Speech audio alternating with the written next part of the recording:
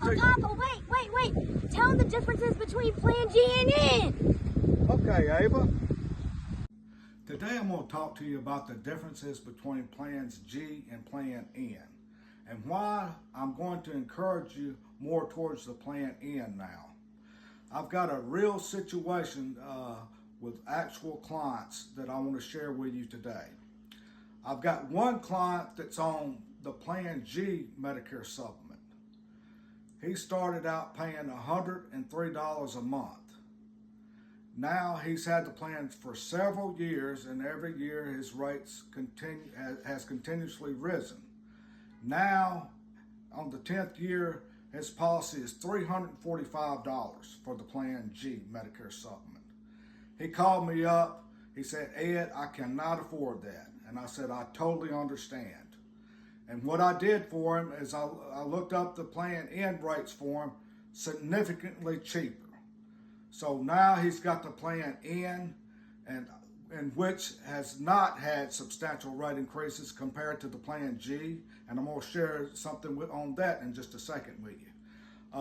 But now he's got Plan N, and needless to say, he's happy. His Plan G Medicare supplement went up over $200 since he had it, since he began 10 years ago. He could not afford that. I've got another client who's got Plan N Medicare supplement. Started out paying $69 a month.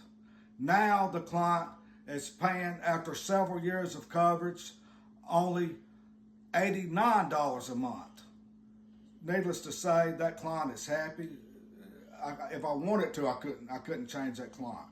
And I wouldn't want to, because the client's happy.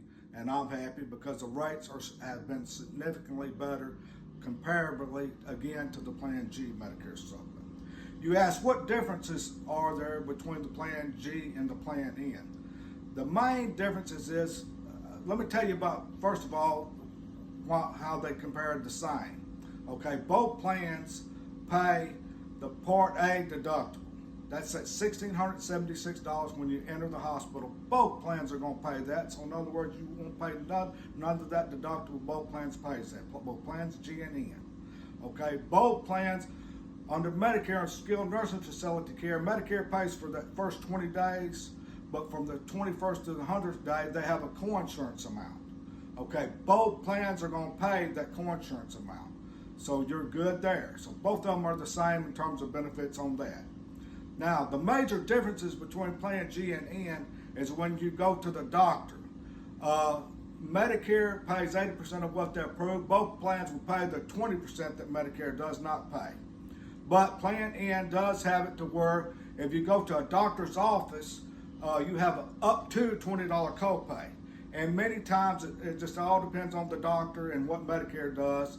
A lot of times I see these bills, they're nothing or only like $10 or $12. So really, it's no worries there, okay? Because again, like I explained, you save so much money with the Plan G over the long haul. So it's well worth it considering the Plan N.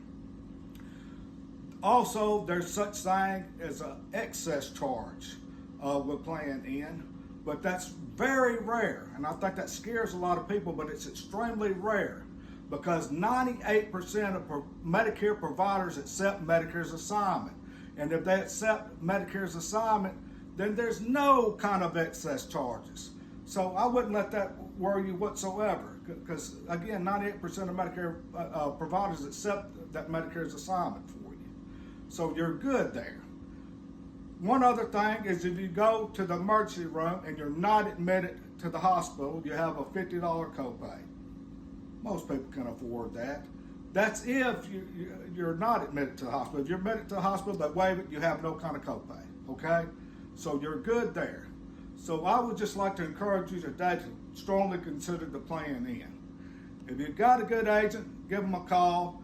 If not, give me a call and I'll be glad to assist you.